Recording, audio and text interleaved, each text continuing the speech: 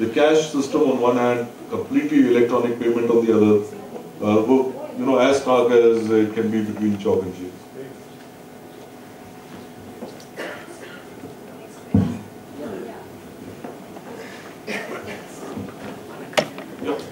Mr. Bajaj. I have a different question altogether.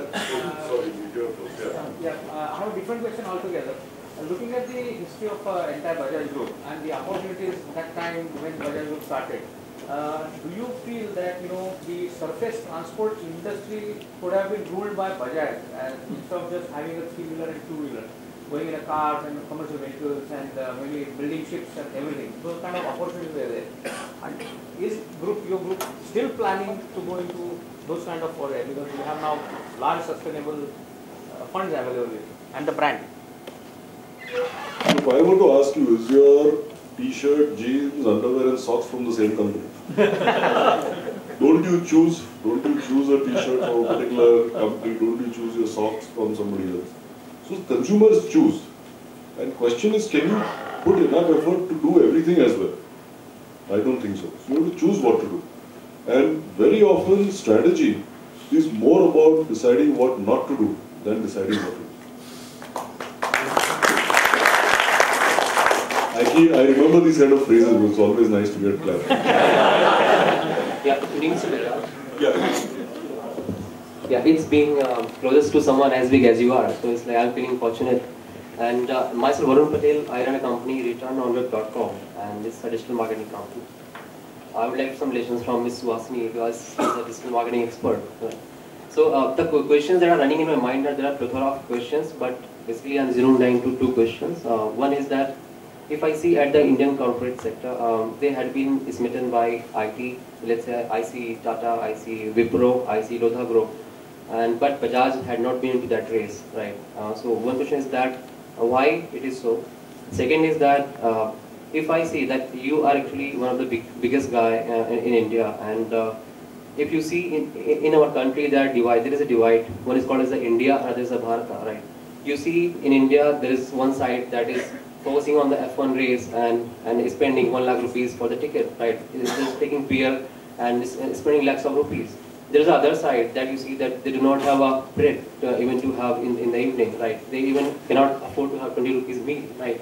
You can see that there are people who are taking natural resources out of the heart of the motherland, and there is the other side who is suffering from losing their homes, right? So the thing is that as being a leading corporate of India and as a person who can actually see from the other side of the table, that how would you like to tackle the situation as being able to do it? Yeah, answering your first question is actually in the same way as I answered the earlier question. You need to decide what to do, what not to do. So if my brother was a Narayan Murthy or if I was a Narayan Murthy, then maybe we would have done IT. But we did auto, we did financial services. So if you ask Narayan Murthy, why didn't you do financial services, he'll also give you the same answer. As far as the second question is concerned, India clearly has stark differences. Any developing country has that. Maybe ours are just starker. Whether F1 is right or not, I don't know. I didn't go and see this one, but I've seen many other F1 races. F1 is only an example of, maybe you could say, on one hand you could say excesses in a country like India which is poor. On the other hand you could say accomplishments and challenges. After the CWG disaster, what India has shown it can do with the F1 at least creates confidence in hundreds if not thousands of foreign investors that there are some groups and some private sector companies capable of delivering promise on time. That's a very strong message. Not so much about whether the ticket was 1 lakh rupees. I would not have been able to afford a 1 lakh. I would have gone free if somebody had invited me. But I think that's the important message. And if you see our papers can be very nasty as well. But the uniform coverage that F1 got was very positive, was about this accomplishing on time at that quality. And I think that is a very important signal at this time, especially for India to give to the world. At the same time, I think as most Indians, partly maybe because as an average Indian, we are still trying to grow and amass our own wealth. but we don't have the habit of charity. I think our forefathers had that. If you see in a country like America, from the time somebody gets his first job, he gives some money for charity. It may be $100 a year. There's also a tax benefit that you get above a certain level. In India, certain section of society, yes, needs support. That support can't come only from the government. That support can't come only from the rich who create social charitable foundations. That support has to come from each person.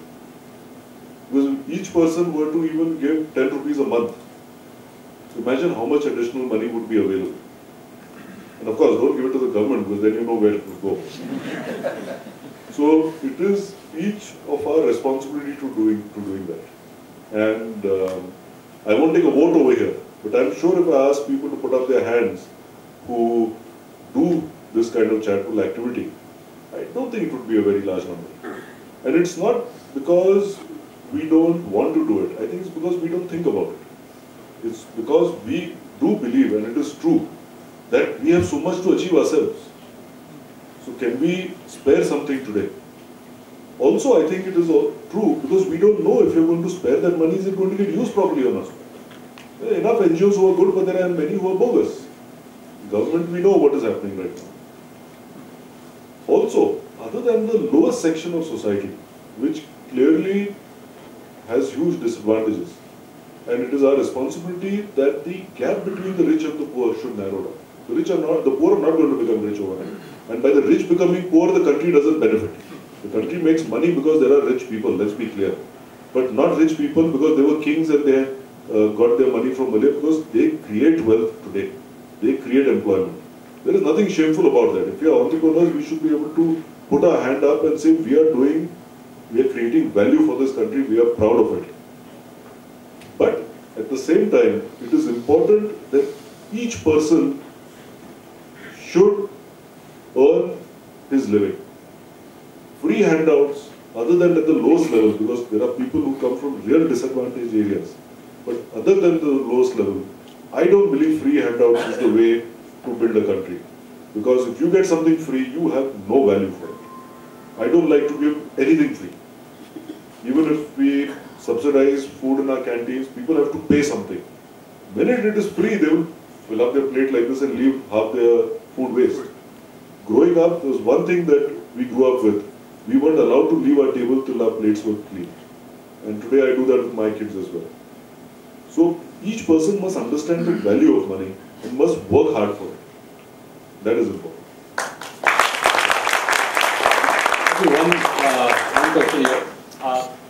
Thanks to companies like Kirloskar first, then Bajaj, then Tata Motors, Pune over the past few decades has been the undisputed leader in India in the automotive and industrial sectors.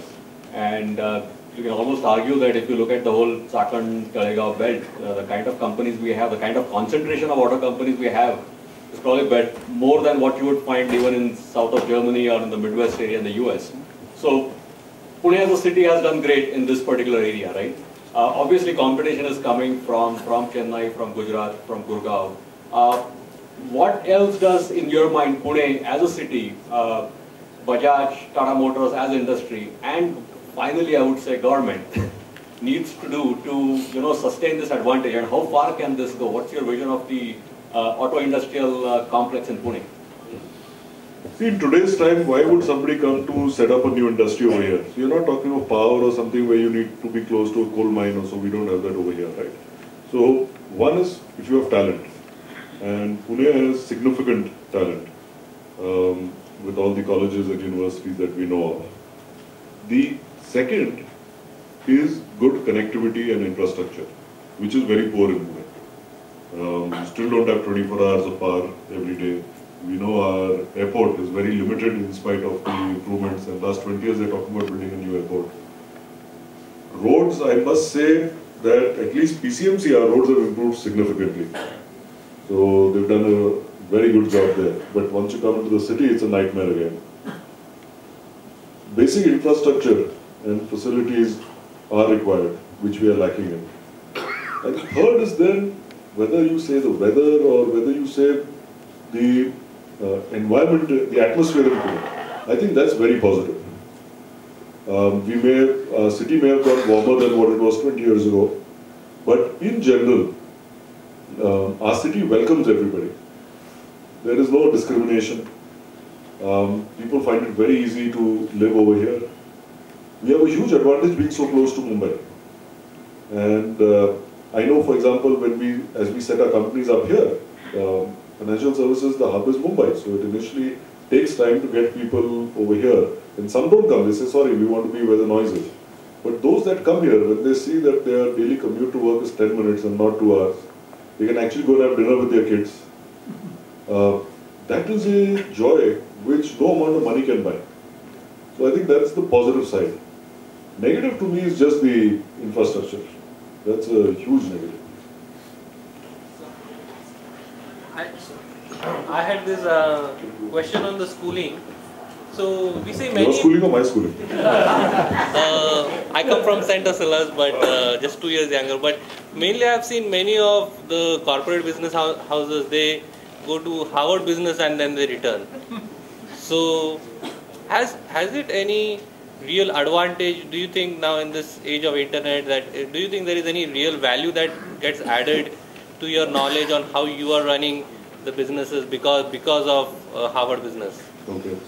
I think it's a very important question because a lot of people believe that you do an MBA, you learn a lot. A lot of people believe it's a waste of time and a waste of money because if you're going to the US especially, spending 2 years, you end up spending over $150,000, so it's not a small amount of money. What's very important is to understand what you're looking for from the MBA. The MBA doesn't teach you maths or physics or something else. So what you've done in your undergrad is specific learning of sciences or arts. That's not what the MBA is about. And when I think through my period over there at Harvard, and let me maybe give a little background on that. My class of 90 students, and that was one section, we had 10 sections, we had 900 students. The quality of students there is unbelievable. I was 24 when I went. Our oldest guy in our class was 40 years old. He was the founder of the second largest telecom company in Poland, and he had come to do his MBA. We had one guy who used to fly F-16s in the Iraq Gulf War. He was a Navy or Air Force pilot. And I remember him telling us a story of how they had gone on a sortie. And he got shot a little bit also, but his plane was flying. So he did his bombing, he came back, and they were landing on an aircraft carrier.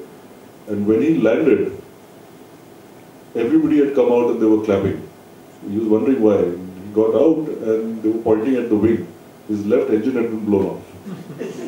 Of course, he was exaggerating a little bit when he said he didn't realize it was much. We had guys who had worked for consulting companies and were earning already $100,000 a year before they came. And then being in Boston, you get fantastic speakers. So we had Bill Gates there. We had Warren Buffett there. The CEOs of Goldman Sachs, JP Morgan used to just come and go because they were so close, New York was so close. BMW launched its first sports car, the Z3, on our campus. The launch was over there. So the quality of students